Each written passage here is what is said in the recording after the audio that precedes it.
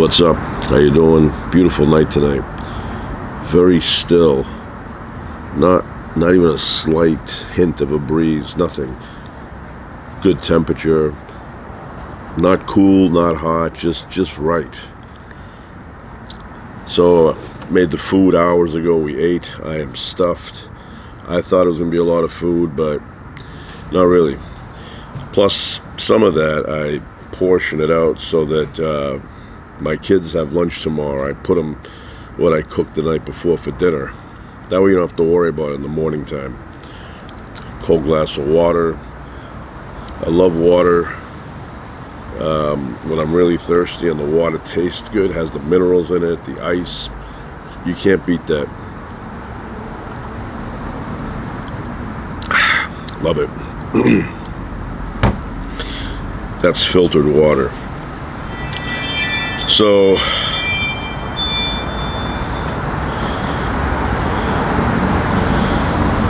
yesterday I was at Barnes & Noble. Barnes & Noble, I like to drop by once in a while.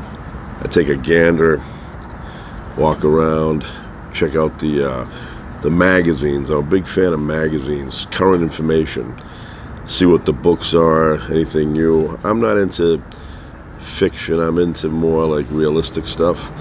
So I look at those sections, but I look everywhere. And the record section.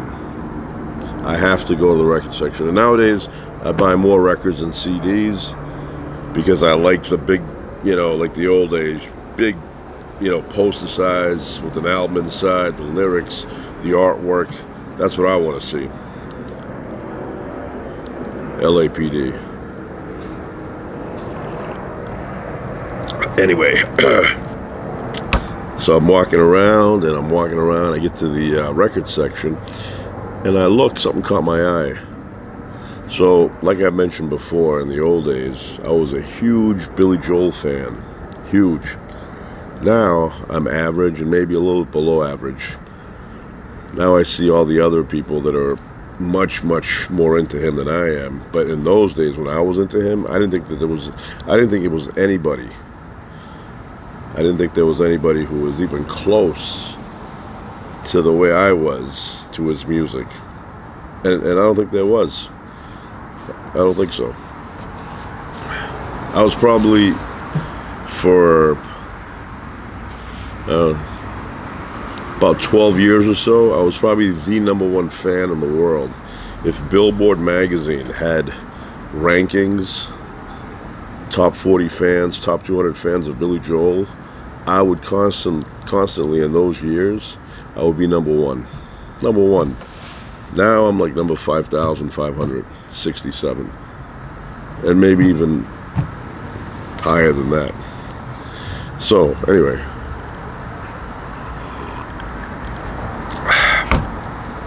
So I get to the record section and my eye caught something.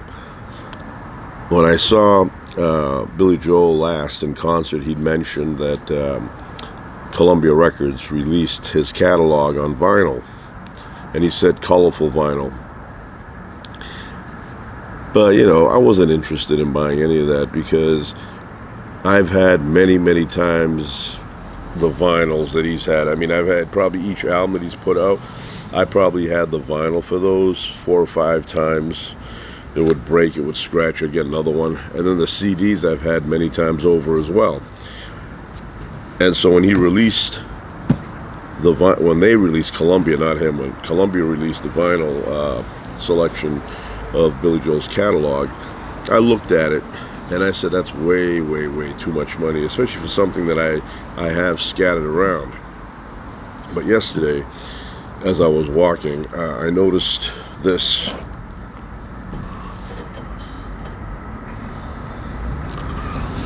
Right here. Where is it? Here. Right here. 75% off. And then when I saw that, I said, okay, I'm going to grab it. For nostalgic reasons more than anything else, because I already know what's in here. 75% off. Now normally, and probably you can get it cheaper, but normally they have it listed in the back for $260.99. I don't know why they had the 99 in there. Is that tricking anybody?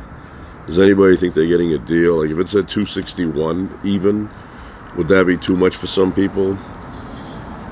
You know, sometimes it would be like 259.99. Why is that even psychologically influencing you? You know, it's like when you go buy a gallon of gas and they have it like, you know, I don't know, $5.99 and 9/10. That doesn't fool me. It doesn't make me feel like it's a deal now that the 9/10 is added in there. It could be $6 even. It's the same thing. So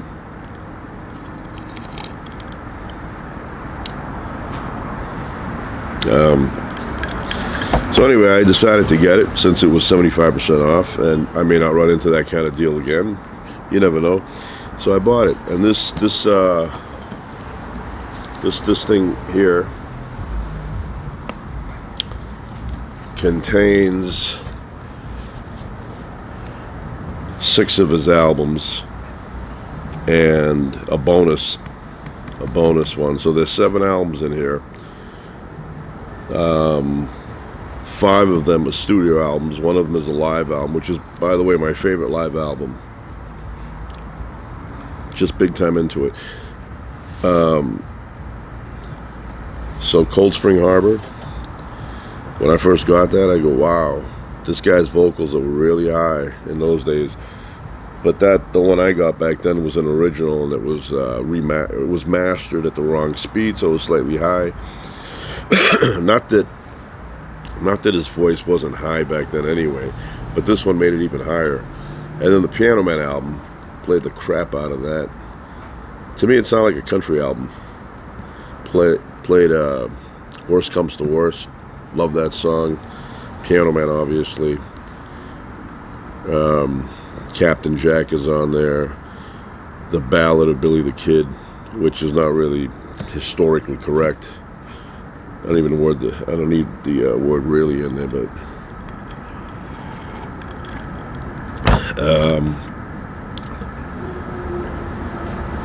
Stop Over in Nevada. Now I saw him live in Nevada, and he didn't do that song, which I was disappointed. You think he would have done that song? Then we go over here to Street Life Serenade.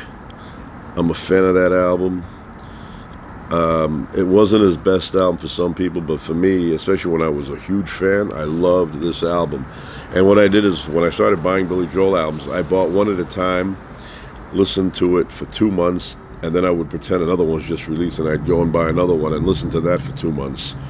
So when I got Street Life Serenade, I fell in love with the song, the Great Suburban Showdown. Great Suburban Showdown. I love that song. Just makes me feel like, you know, it was kind of like my youth when I hear that song.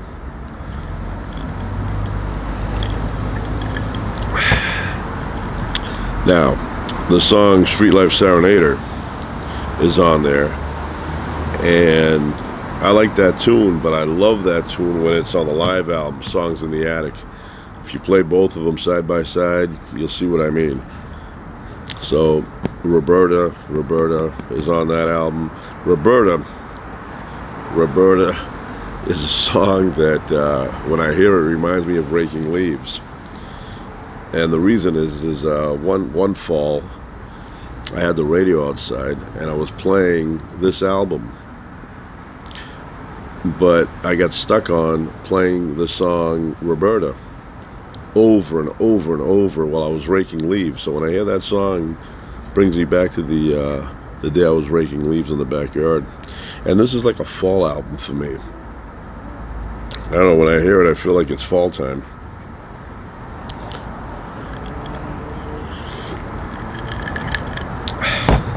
Turnstiles. That's a cool album. I think it has like 8 songs on it. But it's another one. I was working at a place, haberdashery, doing haberdashery work. And the song James, when I hear the song James, it brings me right back to that moment when I was doing the haberdashery work. I was a tie guy. I was a dress shirt guy, and that's what I did. And the song James was on my list of songs that I would play a lot. So when I hear that, it brings me back. Angry Young Man is on here. Cool little tune. Fast. I don't know if he still does that. It's quick stuff there. He's older now, so. Say Goodbye to Hollywood is on there.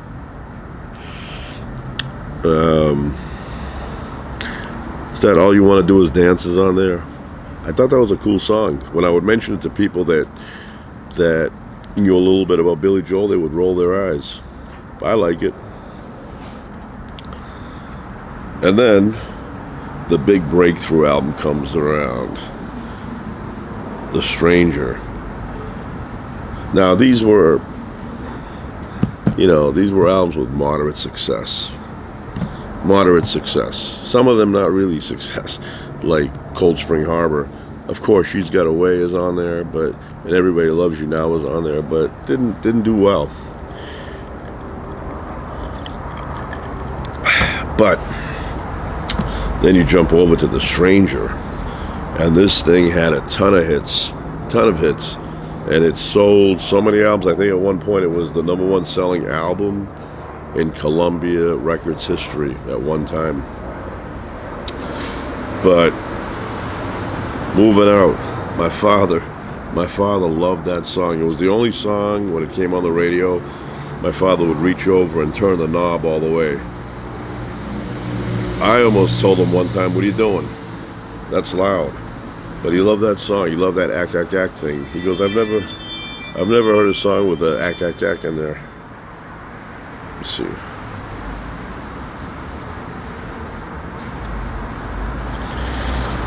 And I'm a big fan of that album. I mean, that song, Moving Out, Anthony's song there.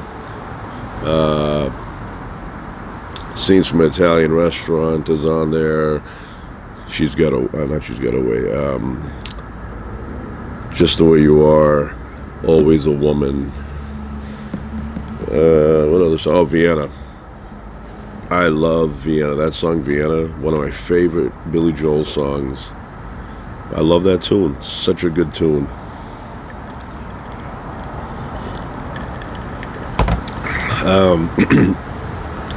Everybody Has a Dream. Very soulful song. Picks up energy in that. What else we have?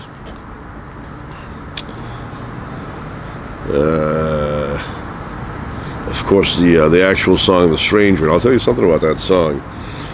I love the intro and the extro, and then they have a longer version of that at the very, very end of the album. I love that little tune. Reminds me of me, dressing up in a suit with a fedora and walking around the city with that after I've taken a nice shower with Irish Spring soap. I love the whistle in there. It's an amazing thing. And when I first heard it, I played it over and over and over. So big fan of that song. What else do we have on that?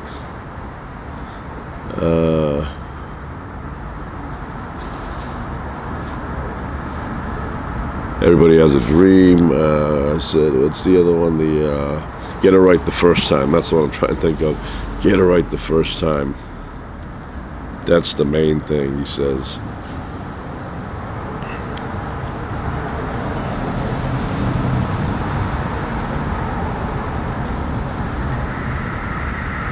Good old flame going there.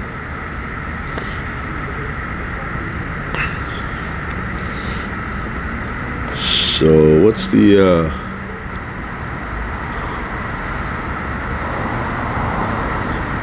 I think there's a song I'm missing that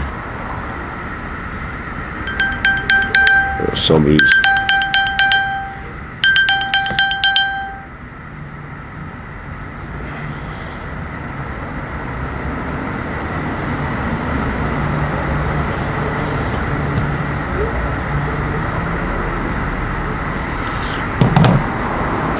I'm trying to think, there's a song I'm missing on there that maybe I mentioned all the ones I really like.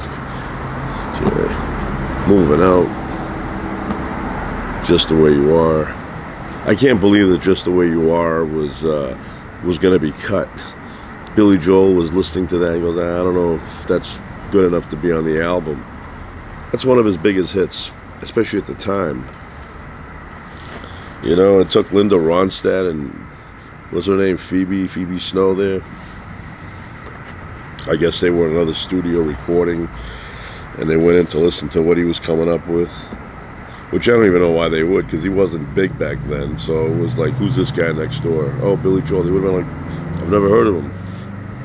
So they went in there and they heard that song, and they go, you got to keep that song. What are you, an idiot? You're not going to release that? That's a really good song. So that one, and said Vienna, seen some Italian restaurant, Always a Woman, Get It Right the First Time, Everybody Has a Dream. I know there's probably some other one I'm trying to think of. The Stranger.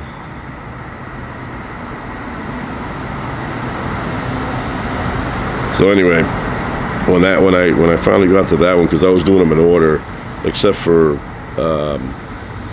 52nd Street and Innocent Man, I did all the other ones in order. And then we get to my favorite album, and not because it has the best songs, but because it's very nostalgic to me. This is the album that started the obsession, the connection that I have with Billy Joel, 52nd Street.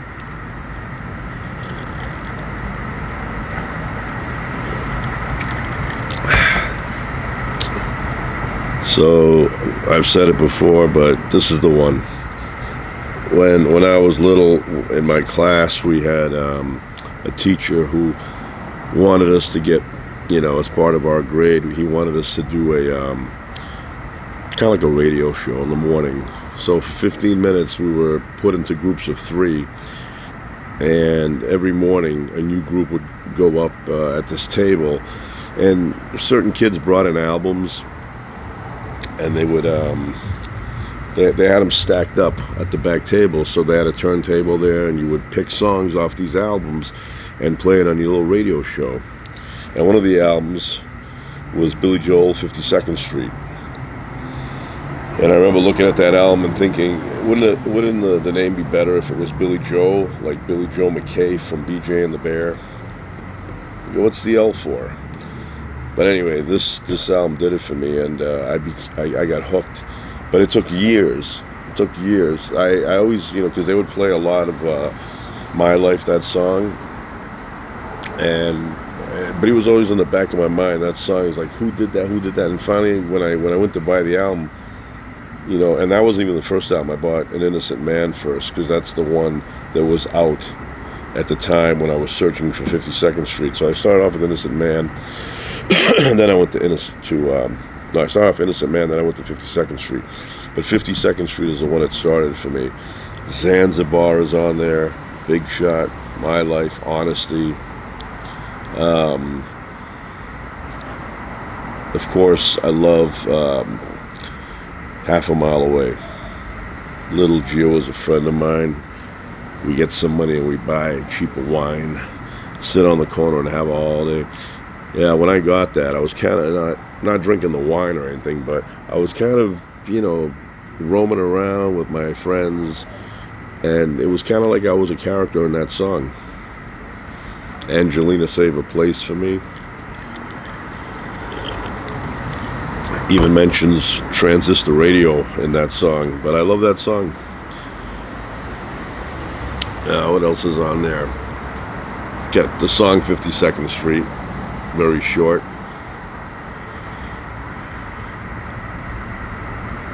Said Big Shot there. Oh, Stiletto. We all meet people like that. Every single one of us has met somebody who's like the Stiletto, the character in that song. Rosalinda's Eyes, But His Mother, song that was supposed to kind of be written by his father. Well, he said his father should have written a song like that. Rosalinda's Eyes, I love that tune. But the whole album, big fan of the whole album. Obviously, I love all the albums, but that one is special to me more than all the other ones. And then Songs in the Attic. Love that album. I love the whole picture too. It's like him going up the stairs, door opens up, he's in the attic with a flashlight, and there's a piano and the songs in the attic. But and he was right, the live version of the songs he chose are much, much better, more energetic when you hear him live, especially Street Life Serenader. It's a good album though. It's my favorite live album.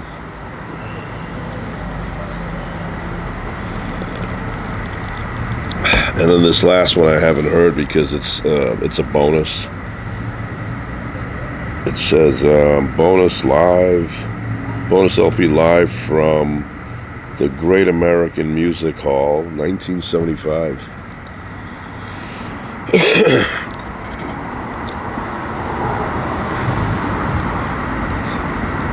So, quick mention that I didn't mention, I'm going to mention now. The Street Life Serenade album has a picture in the front. It's like a drawing of a building, cars outside, and I always wondered, where is that? Thought it was in New York. Then I started doing research, and I found out that it's in California. So I did more research and I figured out where it was, and I went there. The first floor is a bar, an old bar, and I'm not a bar guy, but I went in there, I wanted to check it out. And that day when I went in, there was only one other person in there and a couple of lady bartenders. And I said, hey, can I shoot some video in here? And she said, sure. So I shot some video for a song called Fifth Avenue Bar, which I love that tune. And there was an older guy in there, older than me, and I asked him if I could use him in the video, and he said sure. So I have him in the video there. But that building is the building that's in this picture here, except this one here is a drawing. It's artwork, but this is an actual building. So I went in there, checked it out, and then when I was leaving, I set up my tripod outside and I was taking pictures of it, and some guy who looked like he was in his 70s, he came up to me and he's like, what are you taking pictures for? And not like an edgy guy, just curious. And I said to him, well, I'm taking pictures because this building, I said to him, is on the cover of one of Billy Joel's albums. He goes, oh yeah, that's right. He goes, I knew that. So anyway, that's what happened. I ended up buying this, which I wasn't going to, but since it was 75% off, I said for that I'll get it. And I haven't opened it up yet. Still sealed.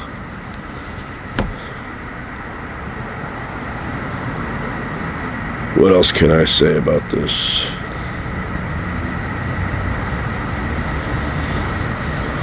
Yeah, but I just want to say the Half a Mile Away song, it just brings me back to a time when I was, in high school, and, you end up getting like your first car, and, you're driving around, nice fall air, get the windows down, and that song just fit perfectly during that time when I was in that age,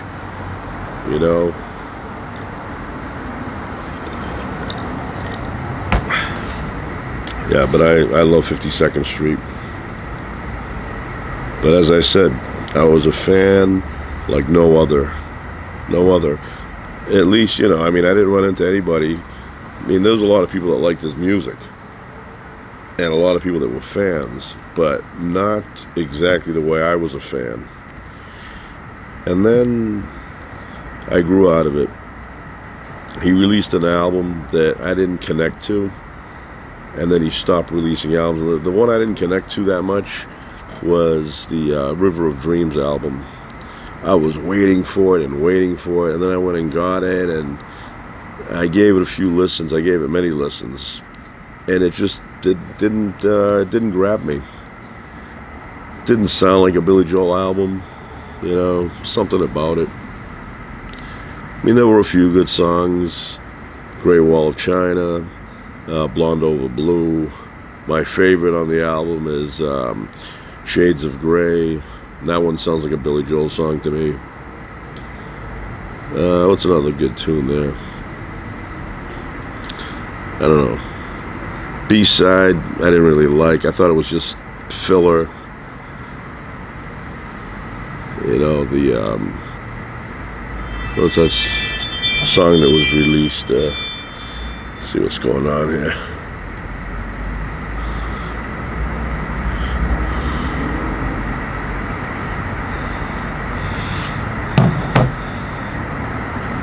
It's that song called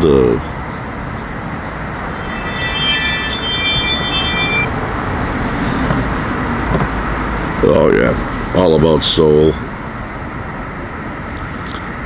It was all right. I wouldn't have released it as a single. I didn't, sound like a B song, the B-side song to me.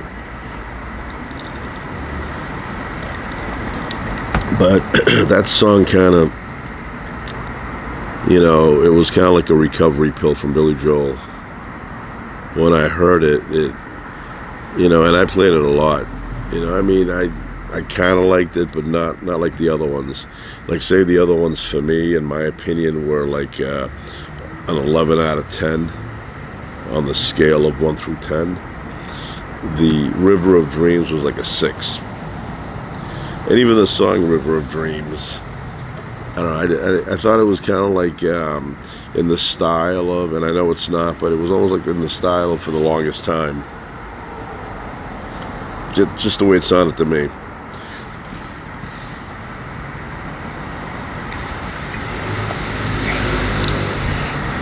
No Man's Land, I didn't like the guitar. I thought it was like a basic, nothing interesting about it. It was like a electric razor. That's what it sounded like to me.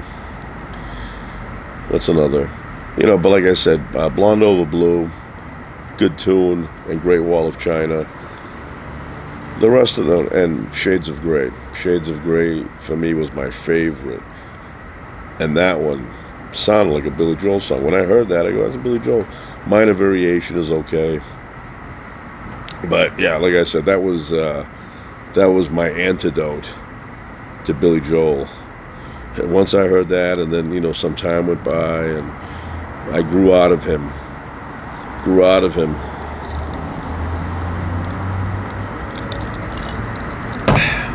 And now I am average or below average fan. I still will listen, if a song comes on, I go, yeah. But it's more for nostalgic reasons now than being a crazy fan like I once was. Anyway, that's it for now. Ciao.